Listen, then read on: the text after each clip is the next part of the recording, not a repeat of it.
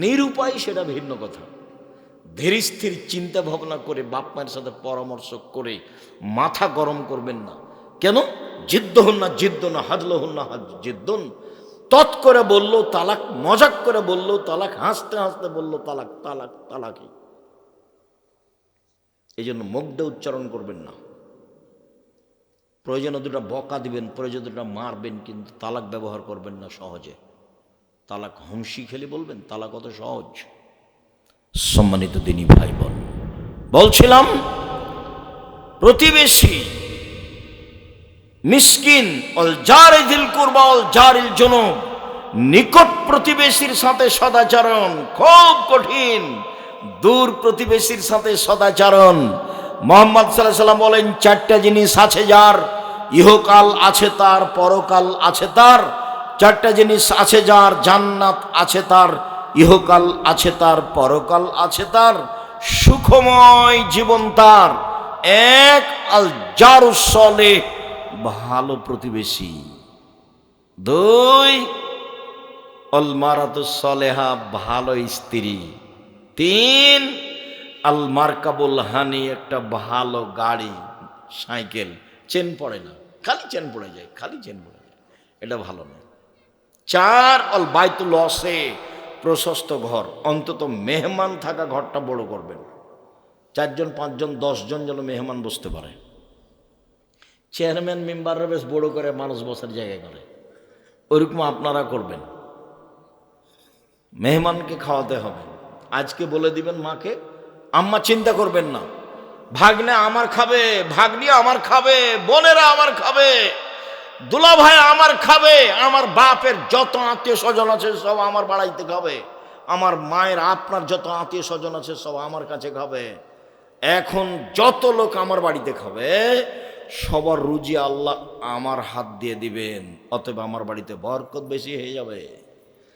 তোমার মা বৃদ্ধা হয়ে গেছে, তবুও ভিন্ন করে খাই কেন জানো? তোমার স্ত্রী তোমার মায়ের নাতি দেখলেই মন খারাপ, তোমার মায়ের ছেলের ঘরের মেয়ে দেখলেই মন খারাপ, আত্মীয় স্বজন দেখলেই মন খারাপ। তো তোমার বউ যদি খালি সারাদিনই মন খারাপ করে, তাহলে তোমার মা কেমনে তোমার সাথে থাকবে? তখন নিরুপায় বলছে, থাকো বৌমা, তোমরা অল্প করে রান্না করে খায়া থাকো, আমি আমার নাতি আসলে, আত্মীয় স্বজন আসলে আমাকে এই বৃদ্ধ অবস্থায় রান্নায় করাই লাগবে। কথা বুঝতে পারেননি? কেন তোমার মা রান্না করতে যাবে? মাকে ভাগ করেছো কেন? তোমার বউ কখন খাবার দেয় না দেয়, ভাগ কিসের? তোমার মা তোমার কাছে খাবে, খালি দিন রাত বলবো আম্মা আপনি আমার কাছে খান, কোথায় যাচ্ছেন আপনি আমার কাছে খান, ভাগনা ভাগ্নি আমার কাছে খাবে, বোনেরা আমার কাছে খাবে, আমার বাপ মায়ের যত আত্মীয় স্বজন আছে সব আমার কাছে খাবে। রুজি কে দিবে? আল্লাহ দিবে। আপনি খালি বলে দেখেন, বরকত এমনিতেই হবে, হবে, কেউ বরকত ঠেকাতে পারবে না। দূর প্রতিবেশী, নিকট প্রতিবেশী, এরপরে সাহেবুল জামবে, চলার সাথী, রাস্তাঘাটে চলার সময় মুখ খারাপ করতে হবে না। দেখেন না, গাড়িতে উঠলেই কন্ট্রাক্টর আর ওই প্যাসেঞ্জারের সাথে কত হুড়াহুড়ি, 2 টাকা নিয়ে। আর ভ্যানের তো আপনি দেখেছেন, আপনার রিক্সাটা আর একজনের রিক্সার সাথে লেগে গেছে, এই যে গালি দিল, বগুড়ার গাইবান্ধার ভাষায়, নাটোরের ভাষায় যে দিল, তারপর এটা একটু পরে আরেকজনের সাথে লেগে গেছে, তখন ও আবার একে দিল।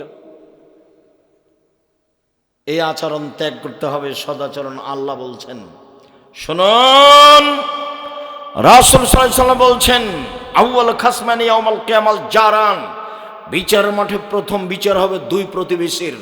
আব্দুর রাজ্জাক সাহেব, থামেন থামেন থামেন, আপনার বক্তব্য অবগত হয়েছি। প্রথমে বিচার হবে সালাতের, নামাজের।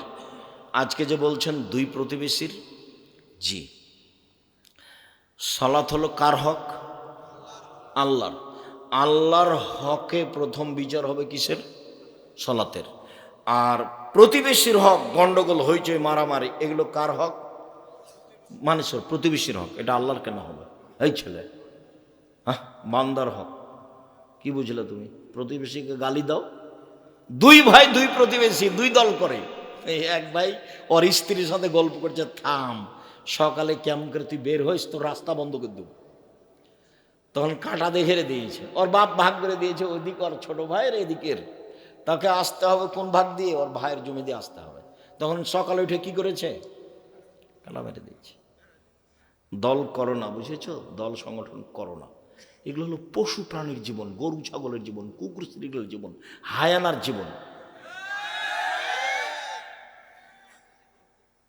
দিন মজুরি করে খাও ভালো,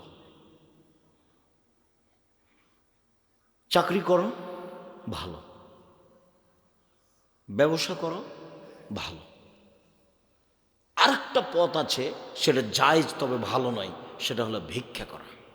এটা উপার্জন, ভিক্ষা করা উপার্জন, কিন্তু এটা পছন্দ নয়। এসব পথে আসেন। আর হাটে বাজারে যাবেন, দোকানে যাবেন, আসসালামু আলাইকুম আহমদ, লবণ আছে? জি আছে, 1 কেজি লবণ দাও। আহমদ মরিচ আছে? জি আছে, 200 কাঁচা মরিচ দাও। নেওয়া হয়েছে টাকা, আসসালামু আলাইকুম, গেলাম। এর চেয়ে বেশি দাঁড়াবেন না এতে দোকানপাটে, মাতাব্বরি করবেন না। দোকানের সামনে বসে এই যে গল্প, গাঁজাখুরি, বদনাম, গীবাত, ল্যাংটা মেয়ে দেখা, এসব নোংরা আচরণ ত্যাগ করতে, বক্তব্যের সাথে মুনাফিকি করবেন না। বক্তব্যের সাথে মুনাফিকি করে নিজেকে সফল মনে করিয়েন না। একরাহুল কালামাবাদ আলী শাহে, একরাহম নাও কাবল আলী শাহে। আল্লাহর নবী এশার সালাতের পরে কথা বলা ঘৃণা করতেন, এশার সালাতের পরে কথা বলা ঘৃণা করতেন, এশার সালাতের পূর্বে ঘুমিয়ে যাওয়া ঘৃণা করতেন। বুখারী মুসলিম। এশার সালাতের পূর্বে ঘুমিয়ে যাওয়া ঘৃণা করতেন। আচরণ নবীরটা নিতে হবে, পশু প্রাণী নিয়ে কোনো লাভ নেই। তোমার মাই তোমাকে খাবার দেয়, তুমি আরেকজনের সাথে গল্প করো কেন? পড়ো, ঘুমিয়ে যাও, রাত 10টায় ঘুমিয়ে যাবেন। যারা পড়ো ছেলেরা, তোমরা 10টায় ঘুমিয়ে যাও, 2টায় উঠো, বাকি টাইম পড়ো, তাহলে পড়া বেশি মুখস্থ হবে। 10টায় ঘুমিয়ে যাও, রাত 2টা 3টায় উঠো, অজু করে 2 রাকাত সালাত আদায় করে পড়তে বসো। তুমি ফজর পর্যন্ত 5টা 5:30 পর্যন্ত পড়ো, অন্তত 8 ঘন্টার সমান পড়তে পারবা। তখন থেকে মস্তিষ্ক ঠান্ডা, পরিবেশ থেকে নিরিবিলি। 10টার সময় ঘুমিয়ে যাবো, বাড়িতে কারফিউ জারি থাকবে, 44 ধারা জারি, প্রেসিডেন্ট আইয়ুবের, কেউ কথা বলতে পারবে না। টিভি তো বহু দূরের কথা, কোনো গল্প নেই। মোবাইল ব্যবহার হবে না, মোবাইল দিয়ে বাড়িকে জেনাই সয়লাভ করো না। সম্মানিত দিনী ভাই বোন শুনুন, রাসূল সাল্লাল্লাহু আলাইহি সাল্লাম বলছেন, শোনো পৃথিবীর মানুষ, প্রতিবেশী যদি তোমার দেওয়ালে একটা কাঁটা গেড়ে রশি লাগিয়ে কাপড়টা শুকাতে চাই, তাহলে তুমি বলো না, কাঁটা গাড়িও না, আমার দেওয়ালটার ক্ষতি হয়ে গেল, দেওয়ালটার ক্ষতি হয়ে গেল, সাবধান, বলতে পাবা না।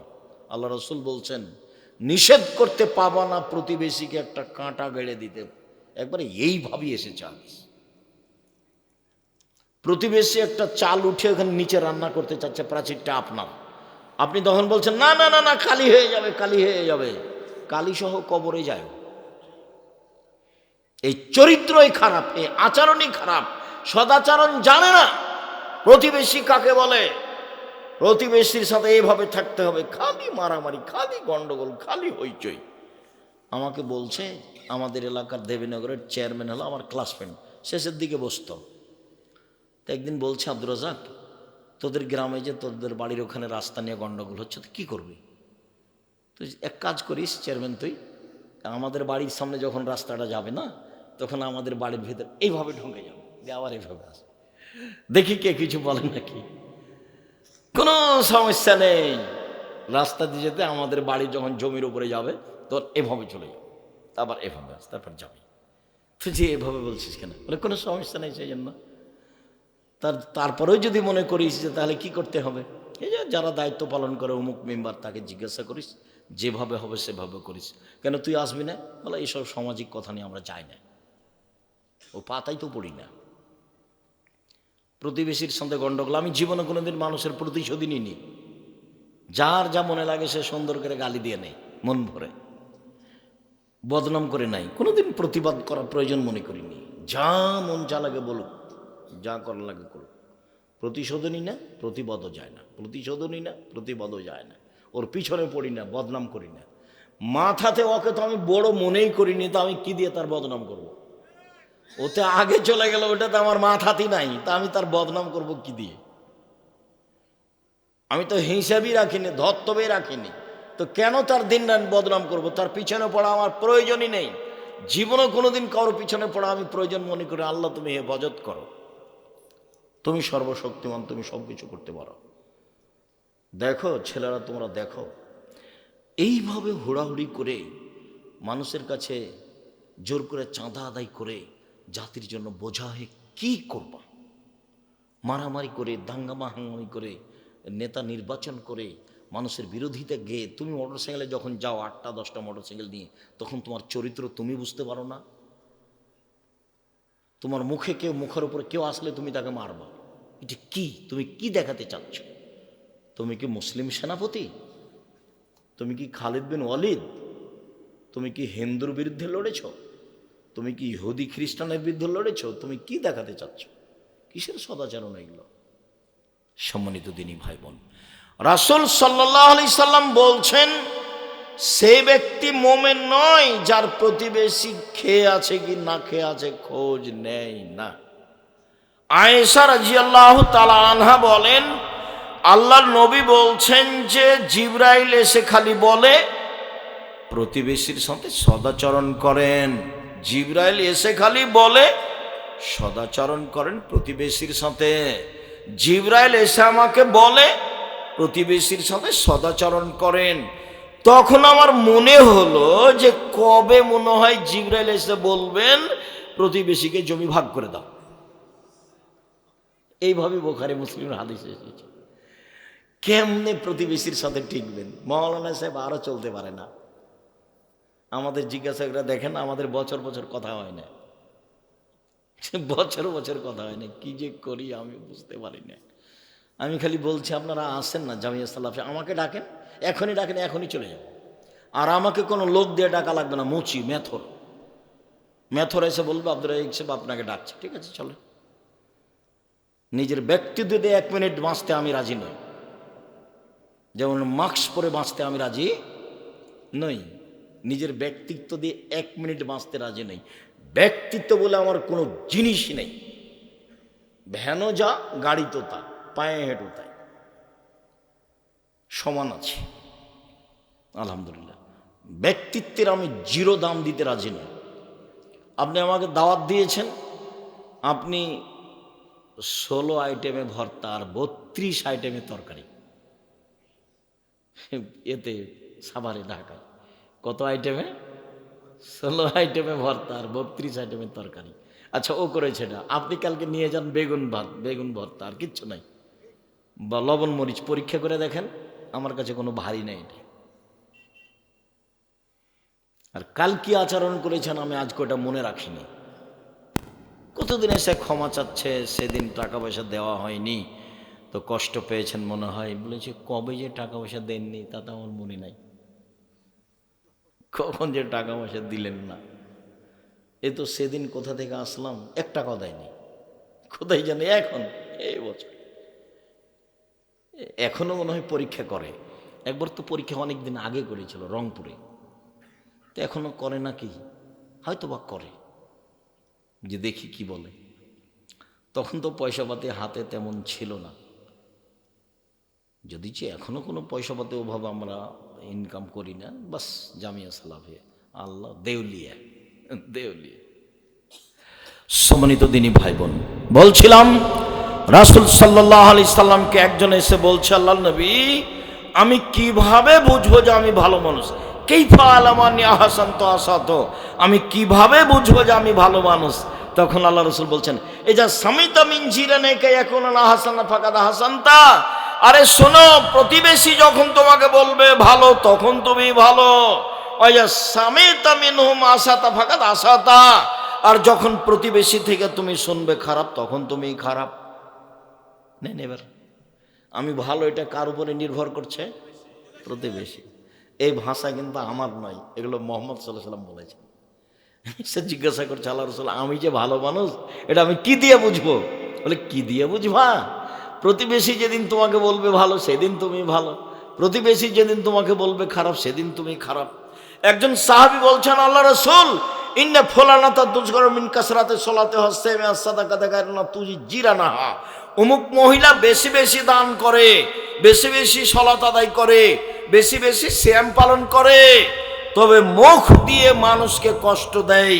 আল্লাহ রাসূল বলছেন হে ফিন্নার, ও জাহান্নামে যাবে। মুখ দিয়ে যে কষ্ট দেয় সে জাহান্নামে যাবে। তাহাজ্জুদ পড়লেও যাবে, হজ করলেও যাবে, উমরা করলেও যাবে, 5 ওয়াক্ত সালাত আদায় করলেও যাবে, সিয়াম পালন করলেও যাবে। মুখ খারাপ যার সে জান্নাতে যাবে না। এই যে সহিহ হাদিস। মুখ বন্ধ রাখবেন। রাসূলকে জিজ্ঞাসা করা হলো বাঁচার পথ কি? তখন আল্লাহ রাসূল বললেন বাঁচার পথ 3টা। 1, মুখ বন্ধ রেখো। 2, জরুরি প্রয়োজন ছাড়া বাড়ির বাইরে যাবা না। 3, পাপের জন্য কাঁদো। বাস, জান্নাতে চলে যাবা। একদা আল্লাহ রাসূল বলছেন কাইফা বিকুম বিজামানিন, যুগের কি হবে তোমাদের কি হবে, যুগের কি হবে তোমাদের কি হবে। যেদিন সমাজে সবাই আগাছা হবে, কোনো মানুষই থাকবে না, পশু প্রাণীর মতো হবে সবাই, সেদিন তোমাদের কি হবে, যুগের কি হবে। বলেন কি করতে হবে তাহলে? তখন আল্লাহ রাসূল বলছেন হ্যাঁ, 1, মুখ বন্ধ রেখো। 2, বাড়িতে থেকো। 3, ভালোটা গ্রহণ করিও, মন্দটা ছেড়ে দিও। তখন সাহাবী বলছেন আচ্ছা ঠিক আছে, বাড়িতে থাকলাম, কিন্তু হইচয়ের সময়তে, দলাদলির সময়তে ও যদি আমাকে বাড়িতে এসে মারে তাহলে কি করব? কথা কি বুঝতে পেরেছেন? আবার বলবো, আবার বলি। এই ছেলে, কাছাকাছি চলে এসেছি, খেয়াল করো তো, বুঝতে পারো কিনা। আল্লাহ রাসূল বলছেন তোমাদের কি হবে, যুগের কি হবে, তোমাদের কি হবে, যুগের কি হবে। সবাই যখন আগাছা হবে, সমাজে কেউ ভালো মানুষ থাকবে না, খালি মারামারি করবে, হইচই করবে, সেদিন তোমাদের কি হবে, যুগের কি হবে। তখন সাহাবীগণ বলছেন বলেন তাহলে কি করব আমরা, আপনি বলেন। তখন উত্তর আল্লাহ রাসূল বলছেন মুখ বন্ধ রেখো। 2, বাড়িতে থেকো, মুখ খুলব না, বাড়িতে থাকবা, বাইরে যাবা না। তখন সাহাবীগণ বলছেন ঠিক আছে, মুখ বন্ধ রাখলাম, বাড়িতে থাকলাম, তো হইচয়ের সময় কেউ যদি বাড়িতে ঢুকে মারে আমাকে তাহলে কি করব? বুঝা গেল না কথা? এবার উত্তর কি দিয়েছেন দেখি। এখন আল্লাহ রাসূল বলছেন ওই সময় আদমের 2 ছেলের ভালোটার মতো হবা। আদমের 2 ছেলের ভালোটার মতো, হাবিল আর কাবিল। কাবিল বলছে এ হাবিল তোকে মারবো রে। তখন হাবিল বলছে তুমি আমাকে মারো মারো, আমি তোমাকে মারবো না। আল্লাহ রাসূল যদি আমাকে বাড়িতে এসে মারে আমি কি করব? তখন আল্লাহ রাসূল উত্তরে বলছেন আদমের 2 ছেলের মতো হবা। কি? কাবিল বলছে হাবিল তোকে মারবো। তখন হাবিল বলছে তুমি মারো মারো আমাকে, আমি তোমাকে মারবো না। এই যে কথা বোঝা যায় না? আল্লাহ রাসূল বলছেন যে মানুষ কিভাবে বেশি বেশি জাহান্নামে যাবে। সঙ্গী সাথী বলতে পারো মানুষকে পিছন দিক থেকে ধাক্কা মারে জাহান্নামে নিক্ষেপ করে কি? সঙ্গী সাথী বলতে পারো মানুষকে পিছন দিক থেকে ধাক্কা মারে জাহান্নামে নিক্ষেপ করে কি? এই কথা বলতে বলতে এই জিহ্বা মানুষকে পিছন দিক থেকে ধাক্কা মারে জাহান্নামে নিক্ষেপ করে। পৃথিবীর মানুষ 2টা জিনিসের জিম্মেদারি নাও, আমি তোমাকে জান্নাতে নিয়ে যাওয়ার জন্য জিম্মেদারি নিলাম। কিভাবে জান্নাতে নিয়ে যেতে হয় সেটা আমার ব্যাপার। 1, মুখ বন্ধ রাখবা, মুখ দিয়ে বদনাম করবা না, গীবত করবা না, গালি দিবা না, জুলুম করবা না, অন্যায় করবা না, মুখ বন্ধ রেখো। কিভাবে জান্নাতে নিয়ে যেতে হবে সেটা আমি দেখব, মুহাম্মদ সাল্লাল্লাহু আলাইহি ওয়াসাল্লাম বলছেন। 2, জেনায় লিপ্ত হবা না, বাকিটুকু আমি দেখে নেব, জেনায় লিপ্ত হবা না। আল্লাহ রাসূল বললেন শোনো, মহিলাদের জন্য জান্নাতের সব দরজা খোলা 4টা কারণে। 1, 5 ওয়াক্ত সালাত। 2, রমজান মাসের রোজা। 3, স্বামীকে মেনে চলতে হবে, তিতা লাগলেও মিঠা লাগলেও। আব্দুর রাহিম থামেন, আপনি যখন আমাদের ব্যাপারে কথা বলেন তখন আমাদেরকে একবার ধুইয়ে দেন।